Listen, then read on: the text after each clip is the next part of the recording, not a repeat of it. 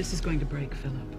Let me ask you something. Is Olivia really blaming Philip or Lizzie? Well, you know what? I think in her heart, she blames every one of us. So Philip hasn't been told? No, he hasn't, and that's why I've called you all here, because under no circumstances must Philip learn that his daughter didn't make it. He is just too fragile right now. I don't understand. Why don't you tell the man? Tell him what happened. This way he can grieve. Philip is going to carry the guilt of this child's death for the rest of his life, and there is no way we're going to convince him that it's not his fault or even Lizzie's. His mind is so unsound right now, he might even think it was Lizzie. I'd like to see Philip's condition stabilize before he hears any news about Olivia or the baby. Yes, but we've got one problem. Olivia is back, and she wants to see him. So what we've got to do is get him as far away from Springfield as possible before she has a chance to do that. What does that mean? That Philip should get out? What does that mean? The Spaulding family has a relationship with a facility called Ravenwood, and I have put in a phone call to them. I have privileges there. It's first rate. Wait a second. You're not talking about a facility. You're talking about a nut house. Wait a minute. Philip just checked himself into Cedars for a 72-hour evaluation. Yes, but Beth, he is not safe there. I mean, Olivia could get to him. Some other person could let him know about his daughter.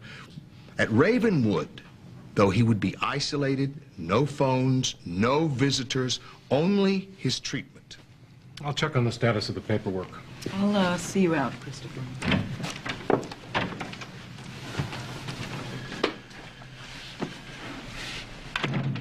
I need to talk to you. You know, Al, look, you know, I try to join in, you know, with this thing, and I appreciate your including me in this and everything, but I honestly feel like your business with Philip, that's nothing to do with me, okay? Gus, you're a part of this family, and whatever affects Spaulding affects you. And that's what I want to discuss with you. Just be discreet, that's all I'm asking. I mean, we're not trying to start a trade war here. But do call me Monday morning before the bell rings, all right? You're a hell of a businessman. Right down to your cuticles, right? Not a second goes by, but bang, you're right back in the game. Well, but that assumes I've been out. You know, Spaulding doesn't slow down just because Philip is not with us now. You probably think I'm seizing this moment to jump back in and take charge of the company. It's not my business. It is your business. It's also your legacy. And that's what I want to talk to you about. Please.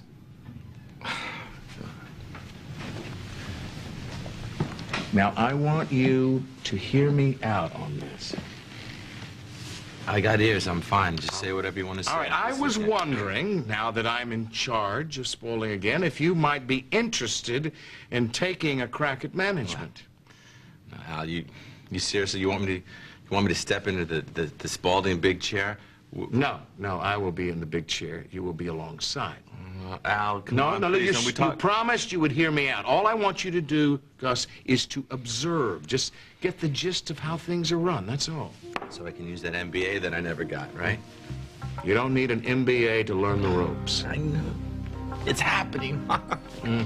I gotta decide whether I gotta take the red pill or the blue pill. The red pill or the blue pill. You know, I like that movie. Swallow the red pill and you'll see how deep the rabbit hole goes. Well, look, you've got your water. Yeah, and I just gotta decide whether I'm gonna choke on it or not. I know you love police work. I mean, it's your life, it's your passion. And I want you to know you did Joe August proud. I'm not asking you to get rid of that. But what are you asking exactly? I mean, what are we doing? All I am saying is just take some time off. That's all. Nothing permanent. And just give this a try. That's all. You just want to see me at pinstripes like you and Philip. That's what you want to do. You know something? This may be my only opportunity to teach you how Spaulding is run. Now, I know that you think that Spaulding is some kind of evil corporation bound on world domination. It's not? No, it's not. It's a very powerful and good company, and I want to teach you and show you how that works. Uh-huh. And then I go back to my life. I go back to my job. Yeah. And there are no strings attached. absolutely, if that's what you want. But you know something? You might get hooked. You might start to enjoy this a little bit. I mean, look. You brought me into your world, a world I knew nothing about. You shared it with me, and it changed me. It made me a better man and a better father. All I am saying is, come into my world. Let me share that with you. How long are we talking about? What's the time frame? That's 3, 4 weeks. I mean, what can happen in 3 weeks? Well, I don't know. The world was created in 6 days, right? Anything You is know, possible. this may be a world that you want to be a part of. Very dramatic, Al. Sometimes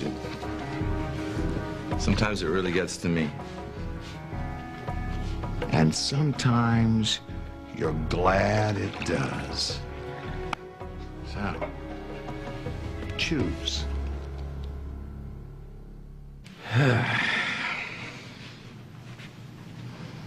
My head hurts, okay? I'm thinking. Good. Well, that's progress. A couple of months ago, you would have laughed in my face. But there's still something about this you don't trust. Company. It's just too convenient. Let me tell you something. My father, Brandon, your grandfather, told me one. He said, never have just one child, because if you lose that child, you will still have another. What are we, like a litter? Look, I know in your heart of hearts that you just really want me to be in the Spaulding Company, right? It's the same heart that has a very deep sadness for what Phillip is going through right now. Look, I'm not asking you to continue the bloodline here. I'm just asking you to do this until Phillip can come back and run the company. That's all.